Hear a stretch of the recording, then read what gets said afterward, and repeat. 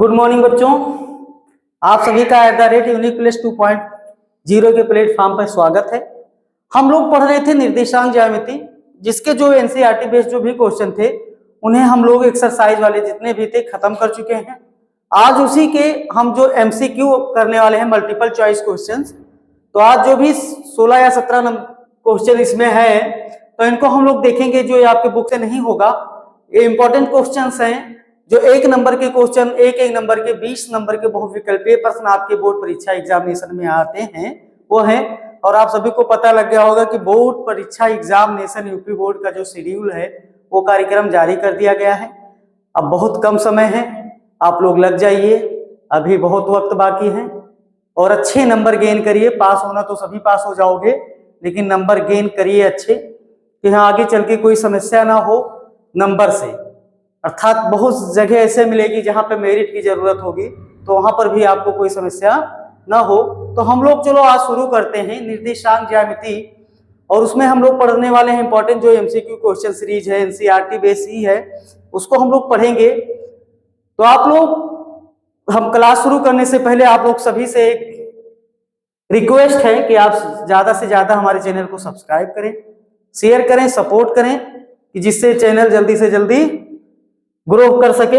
हम लोग क्वेश्चन पे आएंगे। क्वेश्चन नंबर 1 है कि बिंदु -8 और 6 किस चतुर्थांश में होते हैं। तो देखेंगे हम लोग चतुर्थांश वाला शब्द जो है, चतुर्थांश कितने होते हैं ये देख लेंगे। तो चतुर्थांश को कितने होते हैं और कौन से चतुर्थांश कैसे होते हैं उनको जान लेंगे हम लोग। तो देखो, एक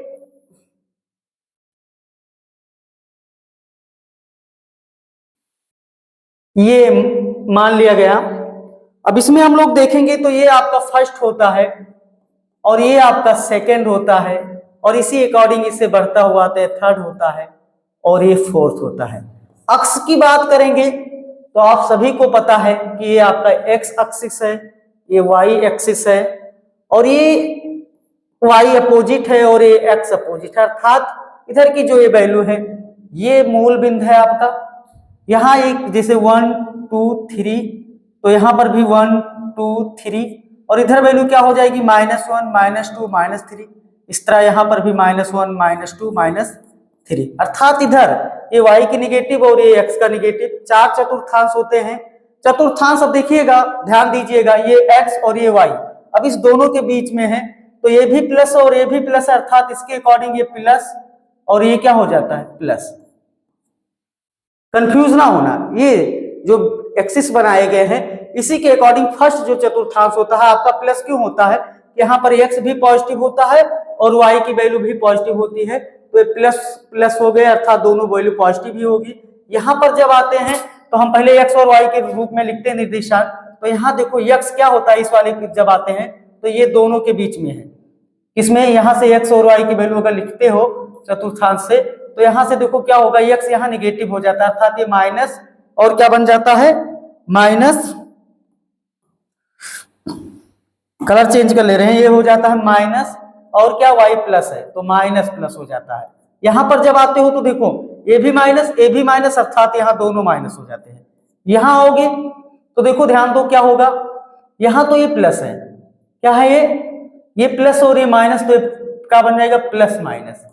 तो आप समझ रहे होंगे, कंफ्यूजन तो नहीं होगी। चतुर्थांश कैसे पता करते हैं कि कैसे वैल्यू कौन सी पॉजिटिव होगी, और ये कोई बिंदु दे दिया जाए और पूछ लिया जाए कि किस चतुर्थांश में है, तो ये सारी चीजें आपको फर्स्ट केवल ये फिगर आपको ये चतुर्थांश फोकस कर लेना है, और इस फोकस में ये जान लेना है कि ये पॉजिटिव होता है और ये भी पॉजिटिव है।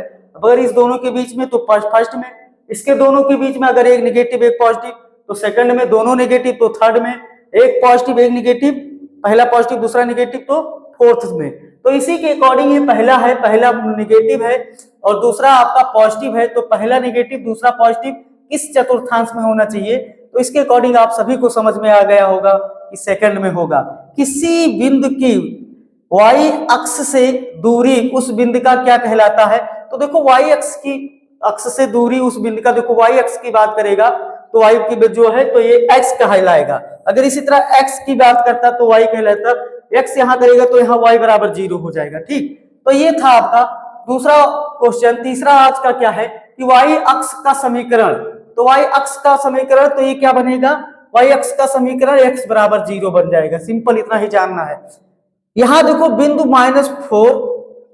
बिंदु 4 -3 किस चतुर्थांश में है, फिर बैक चले आइए, देखिएगा चतुर्थांश, ये प्लस और ये माइनस अपॉन, देखो यहां पर भी क्या है आपके पास प्लस माइनस, तो प्लस और माइनस अर्थात कहां पहुंच जाएंगे हम लोग, फोर्थ में पहुंच जाएंगे, चतुर्थ वाले चतुर्थांश में।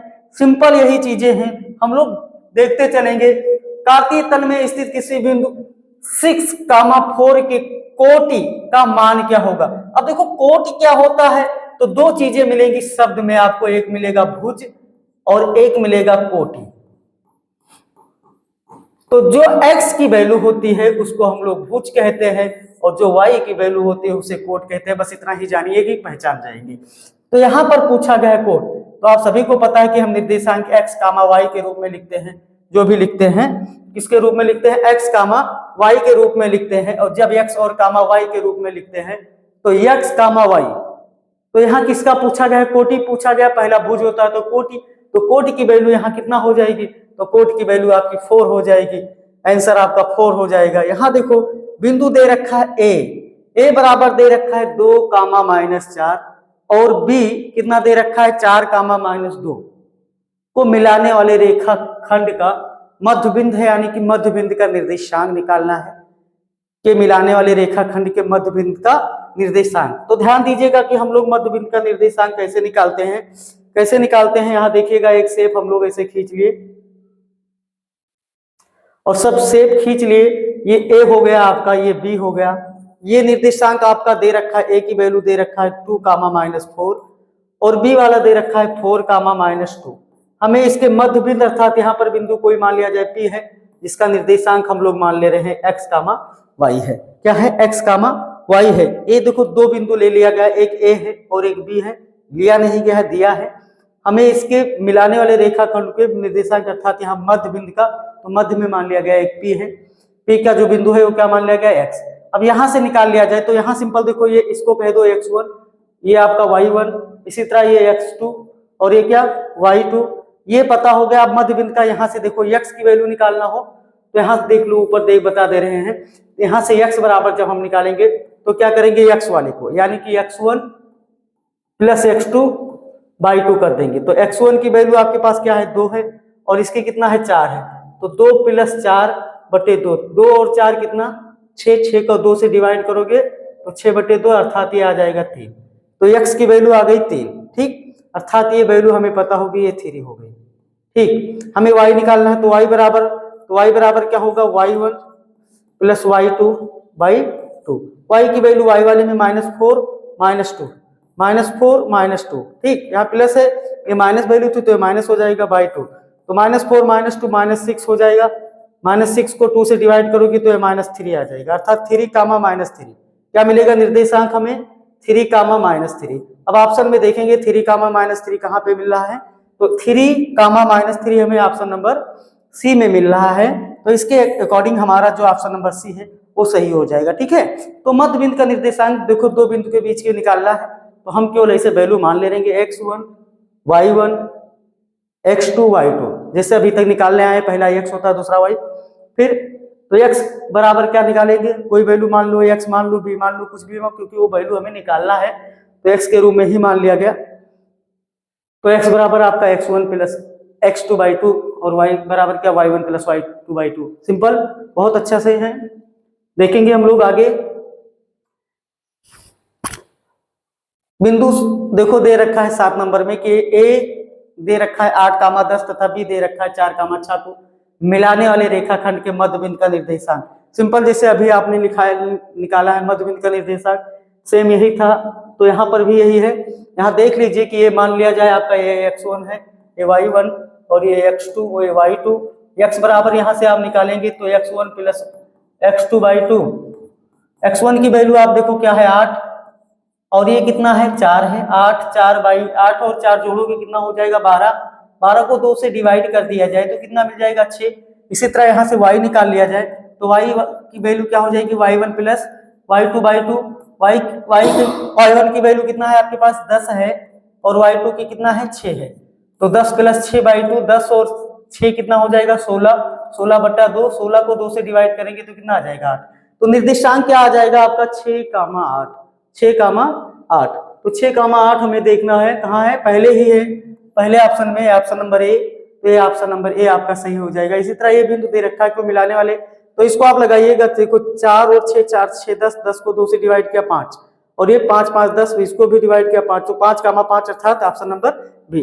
कई बार लगा दिया गया है, क्वेश्चन कई रिपीटेड हो रहे हैं। हाँ, इसी में तैयार हो जाएगा। 1-2 नंबर के क्वेश्चन यहाँ से फिक्स है, एकदम गारंटी के साथ मिलने वाले हैं। वाई अक्ष से कहा गया है, वाई अक्ष से 5 इकाई दाई, 5 इकाई दाई ओर एक्स अक्ष पर एक बिंदु है। तो 5 इकाई दाई ओर, 5 इकाई दाई ओर अर्थात एक्स की वैल्यू कितना हो जाएगी 5, एक्स की वैल्यू 5 वाई अक्ष से है। तो वाई बराबर क्या, देखो 0 कर दो तो 5,0 फट दे, बिंदु P स्थित है तो P का निर्देशांक तो 5,0। ठीक है, आगे चलेंगे कि बिंदु दे रखा है -5,7 और -1,3 के बीच की दूरी। अब देखो बीच की दूरी निकालने का फार्मूला सभी को पता होगा अच्छे से, तो हम लोग बीच की दूरी निकाल लेंगे। कैसे निकालेंगे, क्या होता है फार्मूला, दो बिंदु हैं तो यहाँ बीच की दूरी हम लोग निकाल लें। बीच की दूरी क्या होता है, x2 - x1 का whole square plus y2 - y1 का होल स्क्वायर। सिंपल करो, यहां क्या होगा, x2 की वैल्यू क्या है -1, तो -1 और ये -5 है तो +5 हो जाएगा का होल स्क्वायर, और प्लस y2 की वैल्यू कितना है 3 -7 का होल स्क्वायर। ठीक है, कर लेंगे हम लोग, 5 में से 1 निकल जाएगा, ये 4 बचेगा, 4 का होल स्क्वायर प्लस यहाँ 7 में से ये भी 4 का होल स्क्वायर, तो 4 का स्क्वायर कितना 16 और प्लस 16, तो 16 16 है तो 32 हो जाना चाहिए, स्क्वायर रूट 32। स्क्वायर रूट 32 की जो वैल्यू निकालेंगे हम लोग तो कितना आ जाएगा, ध्यान दीजिए, इसको लिख सकते हैं 4 × 4 × 2, तो ये 4√2 आ जाना, ये 2 का पेयर बन रहा है, 4√2 कितना आ जाएगा 4√2। तो 4√2 कहाँ है, ऑप्शन नंबर सी में है आपके पास, तो ऑप्शन नंबर सी आपका सही हो जाएगा। ठीक है, बीच की दूरी बस केवल ये है, कैलकुलेशन करना है, कैलकुलेशन करिएगा। आगे देखेंगे हम लोग कि बिंदु दे रखा है 2,3 के दूरी किससे, मूल बिंदु से। अब देखो मूल बिंदु का जो ओरिजिन पॉइंट होता है, मूल बिंदु जो होते हैं, मूल बिंदु का जो निर्देशांक होता है आपका, वो सभी को पता होगा, मूल बिंदु का जो निर्देशांक होता है वो होता है 0,0। अब इस बिंदु के निर्देशांक से इस बिंदु की दूरी इसके 2,3 की।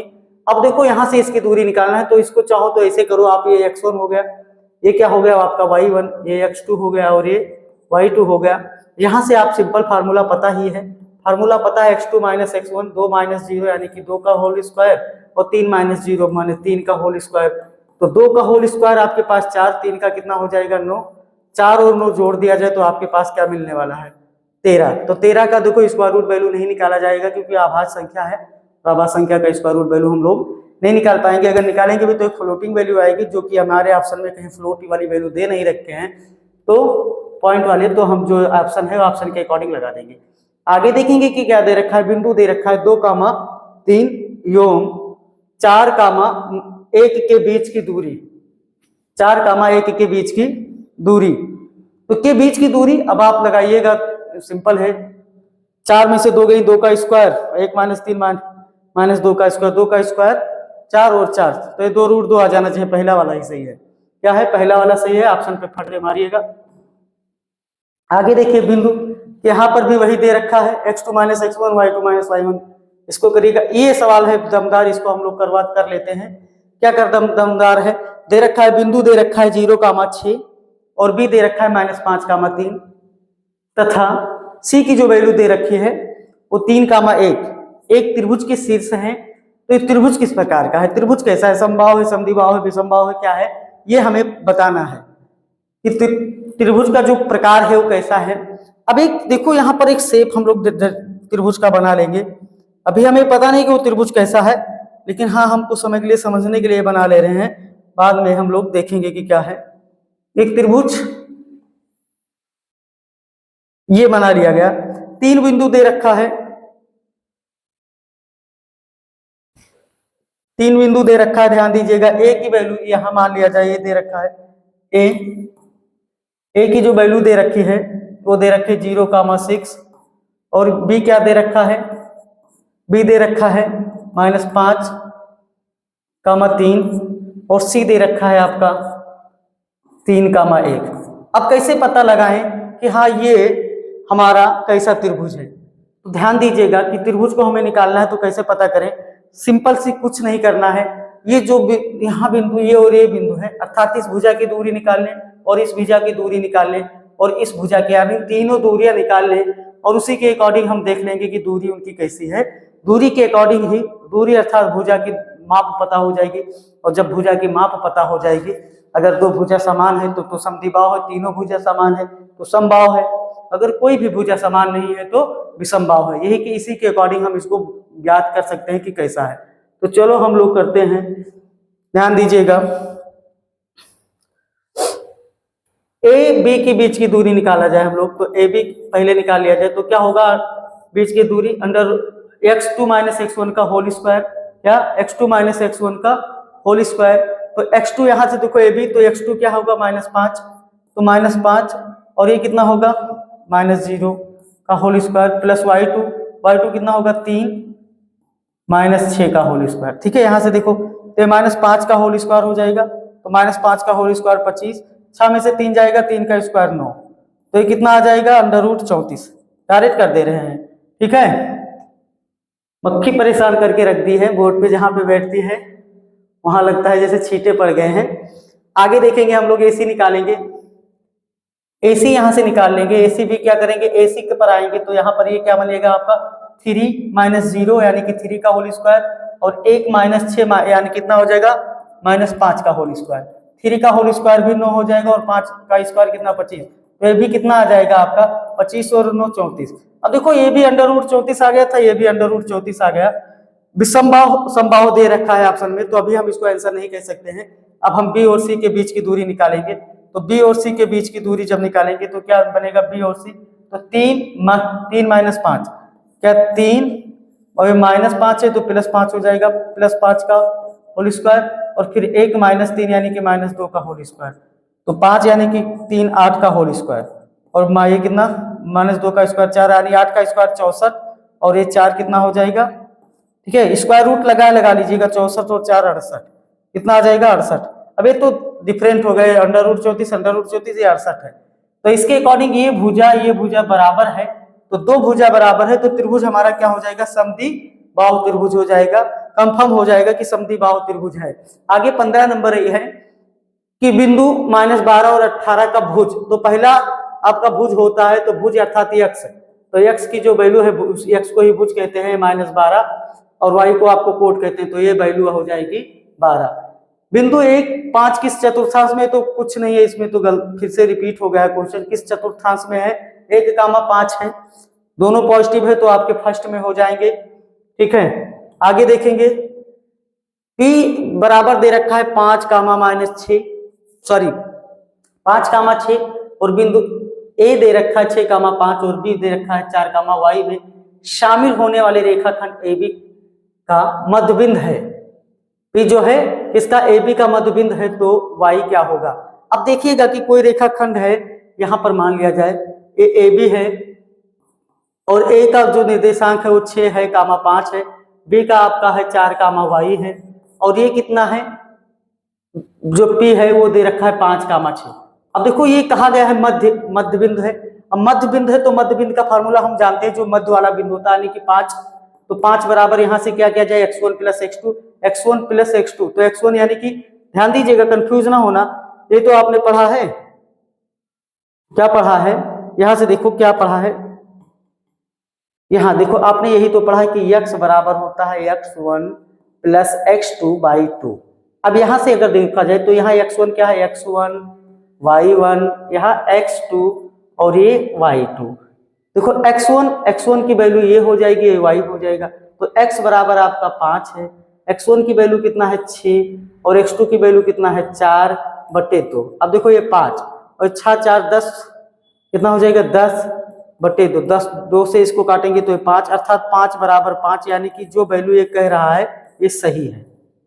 ये कह रहा है कि ये मध्य बिंदु है तो ये मध्य बिंदु है, सही है। अब इसी के अकॉर्डिंग हम दूसरा वाला निकाल लेंगे, दूसरा वाला कैसे निकाल लेंगे, यहाँ से निकल देखो, यहाँ y बराबर क्या होता है, y बराबर y1 प्लस y2/2। y की वैल्यू आपके पास क्या है, 6 है, और y1 की वैल्यू आपके पास 5 है, y2 की वैल्यू y है बटे 2 है। अब देखो तिरछा गुणा कराएंगे तो 6 और 2 का गुणा ये कितना हो जाएगा, 12 बराबर 5 प्लस y। 5 को पक्षांतर करें तो 12 माइनस 5 बराबर y। तो y की जो वैल्यू आएगी वो 12 में से 5 चली निकल जाएगी, कितना आएगी, 7। ये चीजें यहाँ से समझ लीजिएगा ये, ठीक है। तो ये 7, अब 7 ऑप्शन में, हाँ 7 है ऑप्शन में। ऑप्शन कहाँ है, बी वाला ऑप्शन है, ये सही है। तो ये बी वाले ऑप्शन से आपका दूसरा वाला हो जाएगा। 18 नंबर है कि बिंदु जो है -3 -5 के चतुर्थांश में है। अब देखो दोनों नेगेटिव है, अर्थात दोनों नेगेटिव है, तो आपको ये पता है कि यही तो चतुर्थांश था आपका, ये x वो है गोया, ये y का नेगेटिव और ये x का नेगेटिव। अभी दोनों नेगेटिव है, यानी कि इस वाले पोर्शन में कहीं होगा, इस वाले पोर्शन में होगा। तो ये आपका पहला था, ये आपका दूसरा था, ये आपका क्या था, ये आपका तीसरा था और ये आपका चौथा था। तो किस में पड़ जाएगा, ये तीसरे वाले में पड़ जाएगा, सिंपल से। अब तो हमें आशा करते हैं कि ये जो चतुर्थांश के मैटर हैं, अर्थात चतुर्थांश वाले जो भी क्वेश्चन आए इसमें तो आप लोग को भूलना नहीं चाहिए। अब ध्यान हो गया होगा, याद हो गया होगा कि हाँ इसी से देखना है, ये y लिखे हैं, ये कहीं x ना समझिएगा। तो ये था आपका निर्देशांक ज्यामिति के जो कुछ इंपॉर्टेंट क्वेश्चन थे हमारे द्वारा सेट किए गए, वो क्वेश्चन थे। अब 7 लेसन आपके कंप्लीट हो गए हैं, 8वां लेसन कल से शुरू हो जाएगा, यानी कि कल के लेक्चर में आपको ट्रिग्नोमेट्री के जो क्वेश्चन हैं वो पढ़ेंगे। 8 वाले लेसन हम लोग सीरियल बाय सीरियल पढ़ते चलेंगे, अभी वक्त काफ़ी है, कोई टेंशन की बात नहीं है। अब अगर है फिर कुछ दिन के बाद हम लोग प्रैक्टिस सेट भी करने वाले हैं, ठीक है। तो पहले हम लोग सिलेबस खत्म कर लेंगे, उसके बाद प्रैक्टिस सेट जरूर करेंगे। तो आज सभी को धन्यवाद, जय श्री राम।